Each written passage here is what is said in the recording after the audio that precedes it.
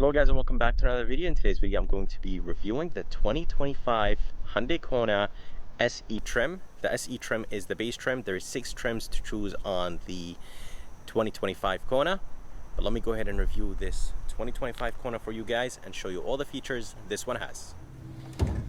Under the hood there is a 2.0 naturally aspirated 4-cylinder engine. It is connected to an IVT transmission, basically a CVT transmission.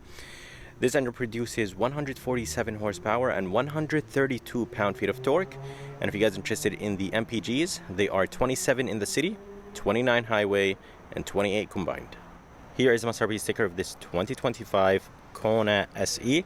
If you guys are interested in the standard features this base trim Kona has, go ahead and pause the video.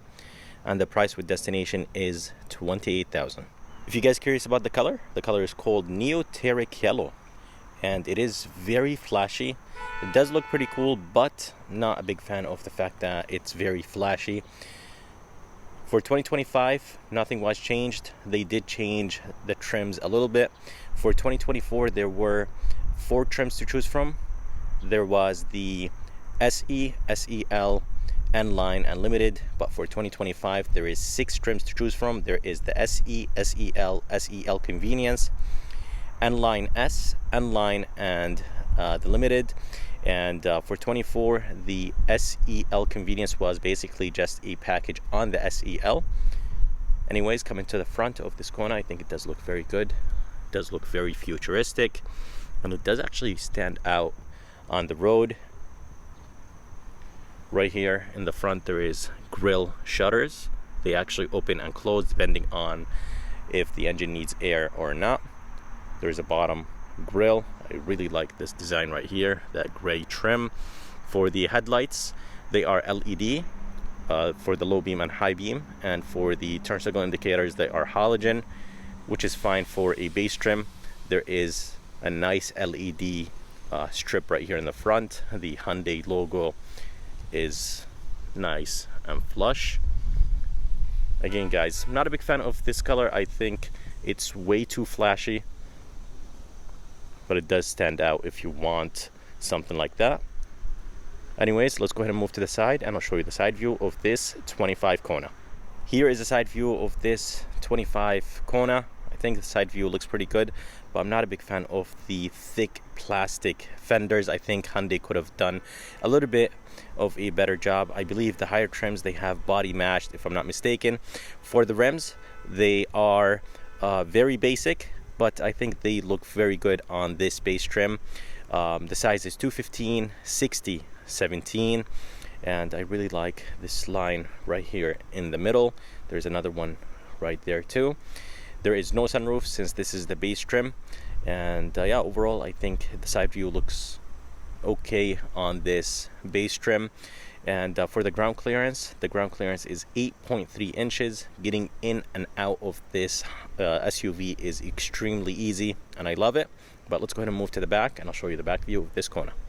So here is the back of this Hyundai Kona. I definitely love this design prior to the redesign. I really didn't like the previous generation. It was way too small. Even the back seats were extremely small, and it was just a very small SUV. Now I think perfect SUV. Kona is written back here. Here is the Hyundai logo, and I love the fact that the Hyundai logo and the letters are flush.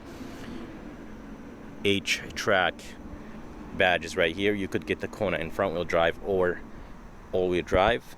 There's an LED strip right here.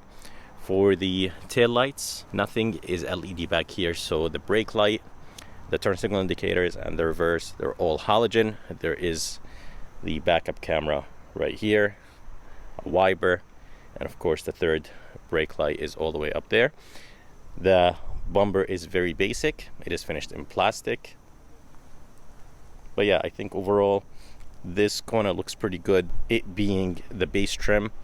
But I really wish that Hyundai fixes the fenders. The fenders are way too much. I think they make this SUV very cheap. Here is a key of this Hyundai Kona. It does look good, but it does feel very light, so it makes it feel a little bit cheap. I think the previous key felt and looked a little bit better. Anyways, this key has 4 buttons on it: lock, unlock, remote start, and a panic button. There is no trunk release since it doesn't have automatic lift gate. But let's go ahead and open the trunk. The button is right here to the right of the backup camera. In the back, or in the trunk, there is actually a decent amount of space for a small SUV like this. Even dropping the seats down will give you more space. There is space right here to the right side. Even the right side, there is a hook, and there's some tie downs on the corners, and there is a spare tire with the jack and jack tools. Let's go ahead and drop the seats down, and I'll show you the amount of space in the back of this Kona. So as you guys see, hopefully this seat can go down. Here we go. As you guys see, there is a ton of space in the back of this Kona. Here is a front door panel. Front door panel looks very basic. It is finished in gray. It's more like a white color, but Hyundai calls it gray. This whole thing is finished in plastic, even the armrest, and that's fine because it is a very it is the base trim, and the Kona is well known for the amount of plastic that is in it. The window switches, mirror controls, everything looks good. I don't mind the dirt and things like that. I couldn't clean it because I don't have a cleaning rag. There's a good amount of storage place right here in the bottom with the e-bottle holder. This is plastic. Speaker has a nice design. Yes, the door looks very basic. It's all finished in plastic, but Hyundai, I think, did a great job with the design and the look overall. The seats are manual. I really wish they were powered for $28,000 with the packages and destination charge. But let's go ahead and move inside this Kona, and I'll show you how it looks like from the inside.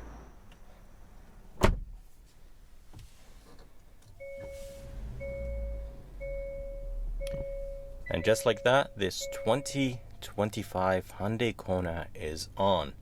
The interior looks actually very good for a base trim. There is a 12.3 inch screen and another screen right here in front of me, but this screen is basically divided in a weird way because there is a screen in the middle and then there is 2 LCD screens on the side. So I don't think I can say that this one is a 12.3 inch screen. Steering wheel is extremely light, and I love driving this Kona around parking lots like this.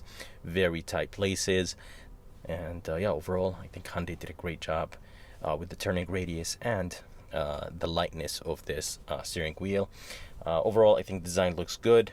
It is very thin. It's not wrapped in leather because this is the base trim. Right here on the left side, there is the cruise control, the steering assist, and on the right side there is the voice command mode, the volume controls, favorite, and phone. On the left side there is the headlight controls with the turn signal controls. On the right there is the wiper controls for the front and back. The LCD screens are extremely clear, and I really like them. There is this nice material right here. Feels like cloth material or recycled material. Right here on the left side there is the brightness control, traction control, the engine shut off and hill descent, e-brake, and here is the 12.3 inch screen. It is extremely responsive, nice and clear. There is the setup menu, then it takes you to this deeper menu, and then you could basically control and change whatever you want. There is a back button and then the home button. You could swipe down, you could increase and decrease the brightness. You could click on display off to turn off the display if you're driving and you don't want the screen to be on. Click on it one more time, it will turn it on. And yeah, overall I think it's a very good system. It does have Apple CarPlay and Android Auto. Here are the drive modes. There's normal, sport, and snow, and the gauges do change. so that's nice. And coming down here, there is the home, map, search, media, the emergency light button, favorite setup and track. There is a volume knob and a tune knob. Climate controls are very easy to use. AC button, rare, modes, fan, and then the temperature.